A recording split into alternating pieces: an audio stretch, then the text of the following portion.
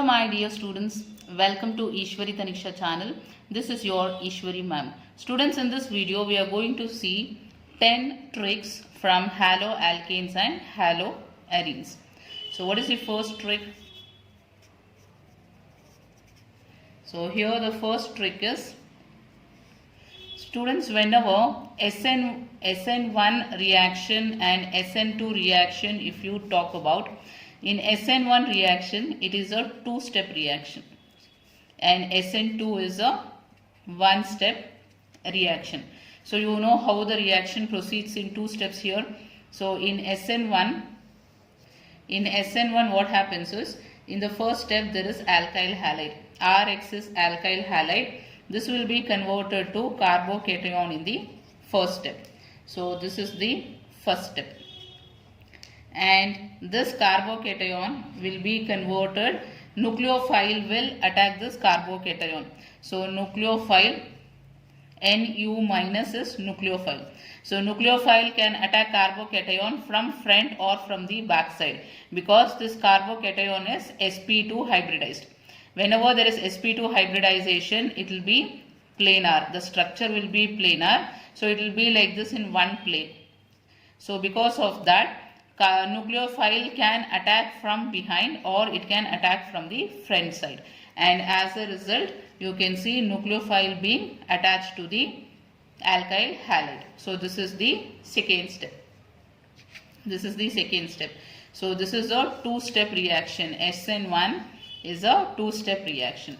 Coming to SN2 reaction, it is a one-step reaction. So directly product will be formed. So here alkyl halide you will take. So what happens is, nucleophile will attack from behind.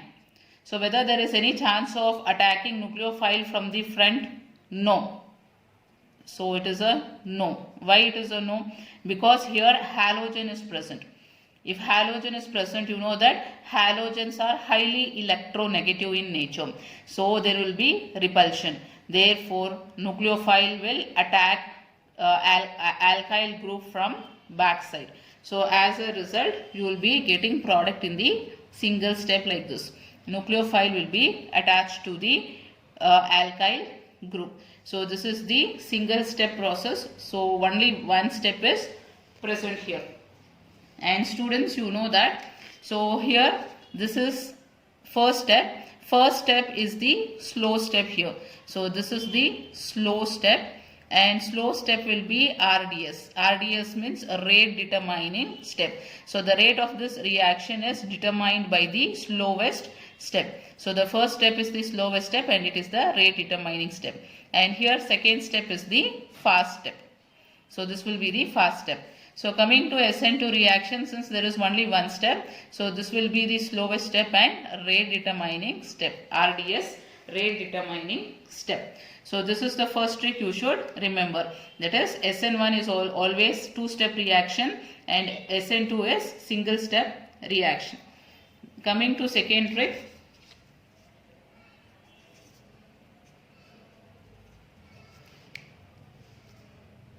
So coming to second step. So students, see here, reaction intermediate is formed here. So what is this reaction intermediate? So this is the reactant, this is product. So in between there is something formed which is called as reaction intermediate. So here reaction intermediate is formed. Reaction intermediate is formed in SN1 reaction. So in SN1 reaction always reaction intermediate will be formed. And coming to SN2 reaction. In SN2 reaction there is no reaction intermediate. And one more thing is, students, here reaction intermediate will be usually a carbocation. So a reaction intermediate, carbocation will be formed, whereas here there is no reaction intermediate. Instead of that, it passes through transition state. So here transition state is highly unstable. Since it has very high energy, it is highly unstable and it will be immediately converted into product. So this is the second trick. SN1, always remember, carbocation will be formed as intermediate and here there is no intermediate. Instead, there is only a transition state. Next, we are going for the third trick.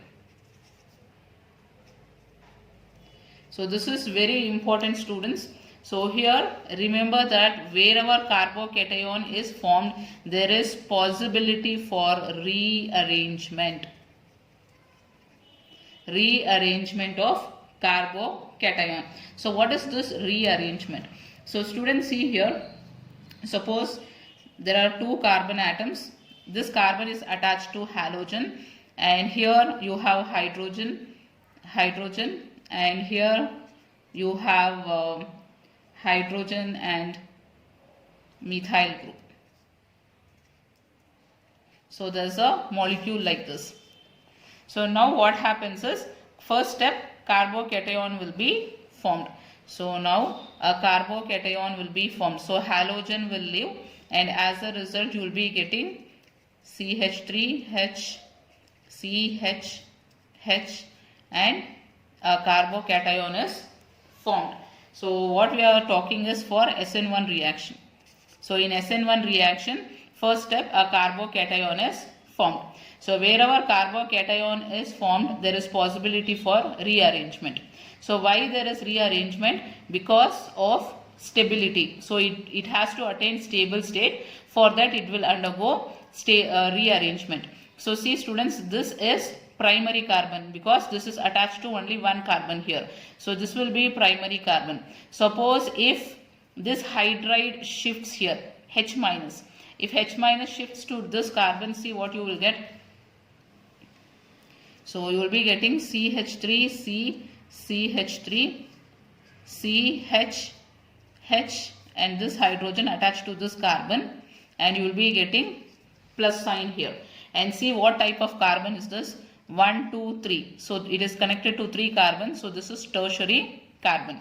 So you know that tertiary carbocation is more stable than primary carbocation. So always rearrangement will take place to attain stable state. So tertiary carbocation is more stable. Therefore rearrangement will take place here. So this is in case of SN1 reaction, and in case of SN2. In case of SN2, whether rearrangement will be there. See here, there is no carbocation being formed. So therefore, in SN2 reaction, there is no rearrangement. There is no rearrangement in this case. And also, one more example if I want to give for SN1 reaction. So SN1 reaction, I said, whenever carbocation is there, there will be rearrangement. So one example I have given why they are going to rearrange, that is to attain stable state. Suppose you take one more example here. So to make you to understand, let me take another example. So see here CH3, CH3, CH, H, carbocation, and here there is OH. So what type of carbocation is this? This is connected to one carbon, so this is primary carbocation. Whether it can arrange and attain more stable state than this, whether this can be converted to secondary or tertiary carbon. So see here what happens is, two methyl groups are there and one OH group is present. So now methyl group will shift here. So as a result, what you will get is COH, CH, H, and CH3, plus sign will be formed here. So now students, a question will arise in your mind. Why is this methyl group shifting, not OH group shifting? So students, you know that OH group shows plus M effect. So this will stabilize carbocation more than methyl group. That is why methyl group is shifting. So now this will stabilize carbocation more. So therefore this kind of rearrangement will be there whenever there is carbocation. So in SN1 there is formation of carbocation, therefore rearrangement will take place. So this is the third trick. So let us go for the fourth one. So trick 4, fourth one. So in fourth one, let us see about the rate of the reaction. So in SN1 What is the rate of the reaction? So rate is directly proportional to. So students, see the reaction. Always rate depends on slowest step. So this is the slowest step. First step is the slowest step, and in the first step the reactant is only alkyl halide. Whereas in the SN2 mechanism, you see here only one step is present. You have nucleophile and you have alkyl halide. So therefore rate of the reaction in SN2 depends on alkyl halide and nucleophile. Whereas here rate of the reaction depends on only alkyl halide. So therefore we can write here the rate of the reaction depends on only alkyl halide Rx. Whereas in SN2, this is SN1, in SN2 rate of the reaction depends on both the reactants. So rate will be directly proportional to alkyl halide as well as nucleophile. So this is about the rate of the reaction. So that is, it depends on one reactant and it depends on both the reactants. So this will be the fourth one. Next we will go for the fifth trick, which is very important. So what is this? That is order of rate. Order of rate. So students, here for SN1 reaction, the order of the reaction is always tertiary greater than secondary greater than primary. Order of rate meaning is which carbocation will undergo reaction faster. Suppose you have, so think that, see, there is tertiary carbocation and you have one secondary carbocation. So this is secondary carbocation. This is tertiary, this is secondary. So two reactants are given to you and a question will be asked where the rate is more, that is where the product will be more, whether in this case the product will be formed faster or in this case the product will be formed faster. So then what you should check is tertiary or secondary. If it is tertiary, the rate will be more, the reaction will undergo very fast here. What is the reason for that? Because of stability of carbocation. Tertiary carbocation is more stable than primary carbocation. Therefore this reaction will be faster when compared to secondary. That is order of the rate. Tertiary carbocation will undergo reaction faster when compared to secondary and then primary.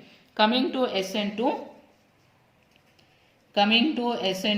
it will be the reverse order. That is primary will be faster compared to secondary then tertiary. So why the order is reverse here?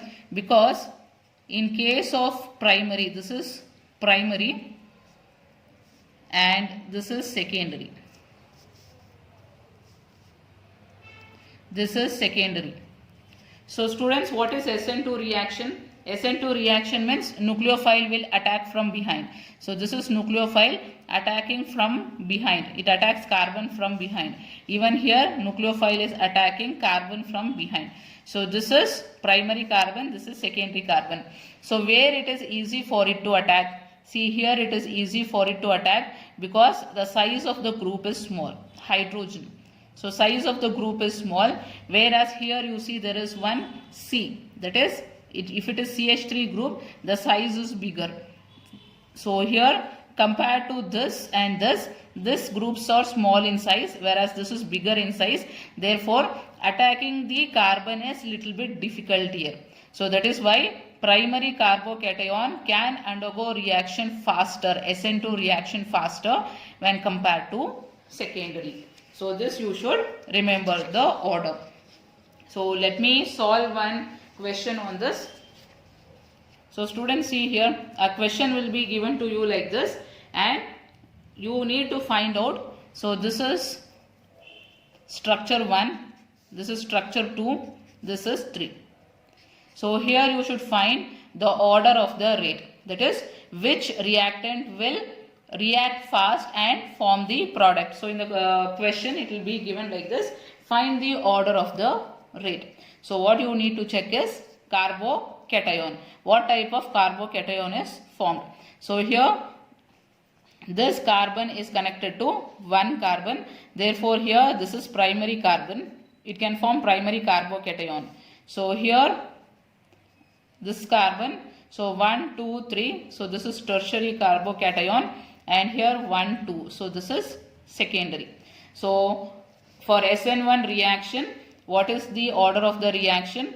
Tertiary greater than secondary greater than primary. So you can write the order of the rate is tertiary greater than secondary greater than primary. So it will be given like this. So this undergoes SN1 reaction.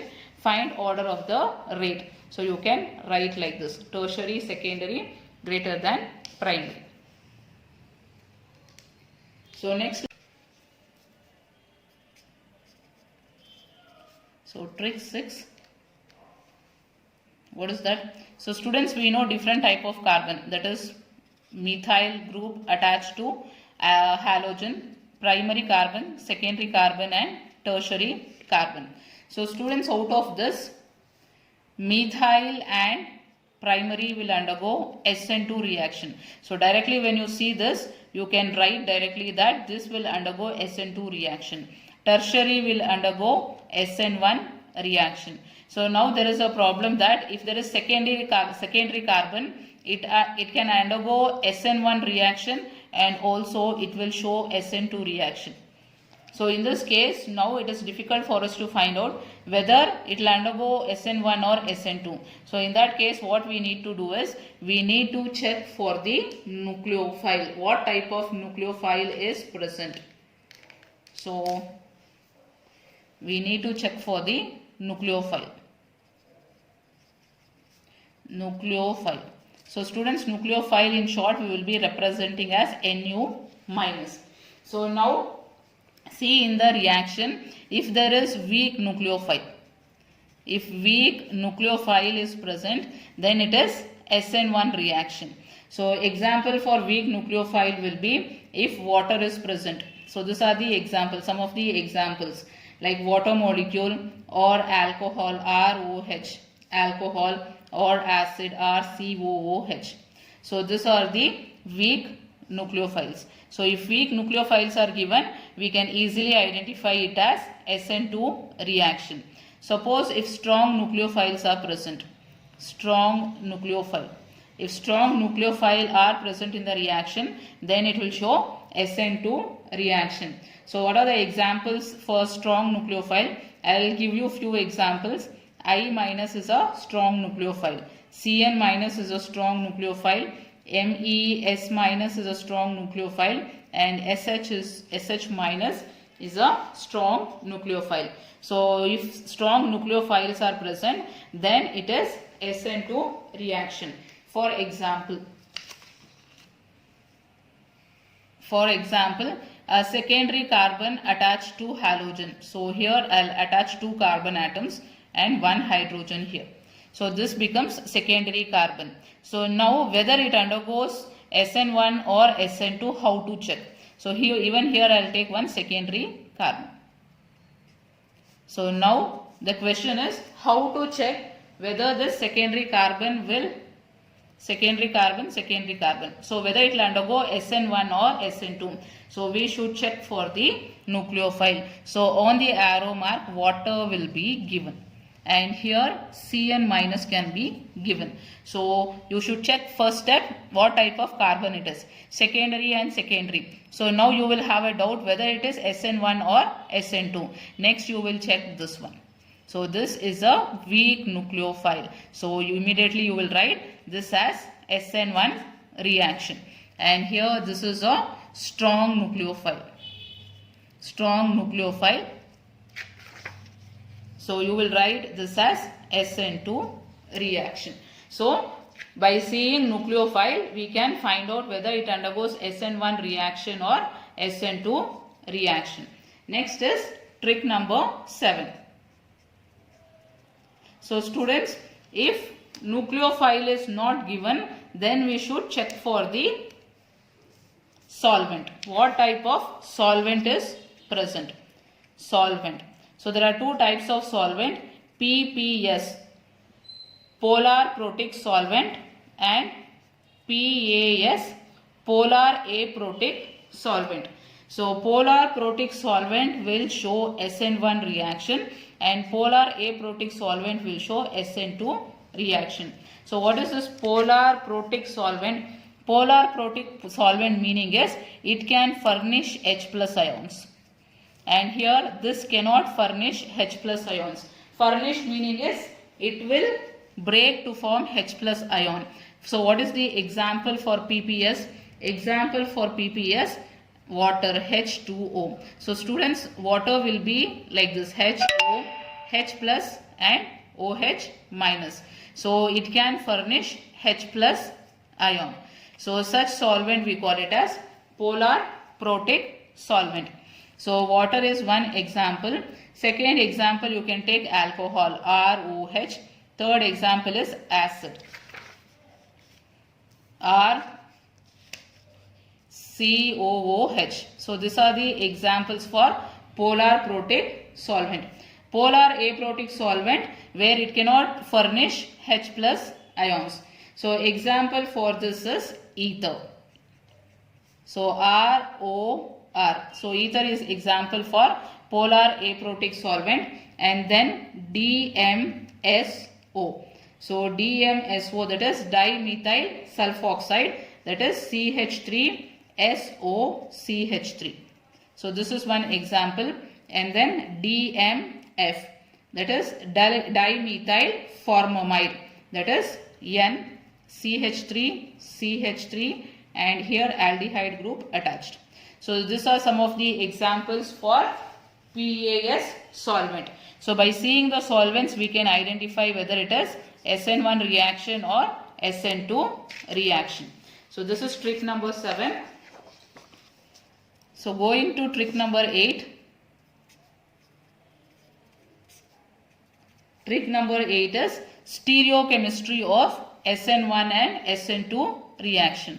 So stereochemistry, that is what kind of product will be formed. In SN1 reaction, since the nucleophile can attack carbon from back and as well as from the front, it can form racemic mixture. If the carbon is chiral, then it can form a racemic mixture. In case of SN2, it will be always inversion of configuration. Inversion of configuration. Next is trick number 9. So how many peaks will be formed in the reaction in the potential energy diagram? So coming to potential energy diagram, so students see here, this is the reaction what we have seen. So here in SN1 reaction, you can see one reaction intermediate is present. If one reaction intermediate is there, then two peaks will be formed. So if you draw potential energy diagram, usually you will see here two peaks like this. So one intermediate means two peaks will be formed. Two peaks. So in potential energy diagram, you can see two peaks if one intermediate is present. So usually you know that in SN1 reaction, one intermediate carbocation is there. Therefore, two peaks will be formed. Whereas in SN2 reaction, so in SN2 reaction, since there is no intermediate, there is only one transition state. You can see only one peak like this. One peak. For one transition state, one peak. For one intermediate, two peaks will be present. So this is for SN1 and this is for SN. Trick number 10. So about activation energy. EA is called as activation energy. Whether in SN1 reaction it is more or SN2 reaction it is more, we should check. So in SN1 reaction, activation energy is less. So remember this, activation energy in SN1 reaction is less. So students, you know what is activation energy, isn't it? So potential energy diagram when you draw, suppose if it is a peak like this. So the difference in energy. So this difference in energy, we call it as activation energy. So in SN1 reaction, activation energy is less compared to SN2. In SN2 reaction, activation energy is more compared to SN1. So this we should remember. So students, I hope the concept is clear to you. So if such questions are asked, you can remember these tricks and solve problems on this reactions. I hope these concepts are clear to you. Still, if you want to ask any queries, you can write in the comment box. Bye-bye.